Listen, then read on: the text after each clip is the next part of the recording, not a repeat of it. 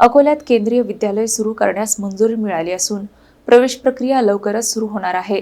विद्यार्थ्यांना गुणवत्तापूर्ण शिक्षण उपलब्ध व्हावे यासाठी आवश्यक सर्व प्रक्रिया तातडीने पूर्ण करण्याचे निर्देश जिल्हाधिकारी वर्षा मीना यांनी दिले आहेत। अकोला शहरात केंद्रीय विद्यालय सुरू करण्यास केंद्रीय विद्यालय संघटनेने मंजुरी दिल्यानंतर प्रवेश प्रक्रिया सुरू करण्याच्या हालचालींना वेग आला आहे। जिल्हाधिकारी वर्षा मीना यांच्या अध्यक्षतेखाली झालेल्या बैठकीत आवश्यक तयारीचा आढावा घेण्यात आला। यंदाच्या शैक्षणिक वर्षासाठी हरिहरपेठ येथील जिल्हा परिषद शाळेची इमारत तात्पुरत्या स्वरूपात निश्चित करण्यात आली असून तेथून विद्यालयाचे कामकाज सुरू होणार आहे। पहिल्या टप्प्यात 1ली ते 5वी पर्यंत प्रत्येक वर्गाची एक तुकडी आणि प्रत्येक तुकडीत 40 विद्यार्थ्यांना प्रवेश दिला जाणार आहे।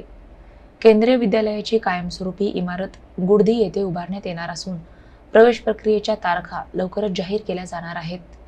विद्यार्थ्यांना दर्जेदार शिक्षणाची सुविधा उपलब्ध करून देण्यासाठी सर्व तांत्रिक आणि प्रशासकीय प्रक्रिया तातडीने पूर्ण करण्याचे निर्देश यावेळी देण्यात आले।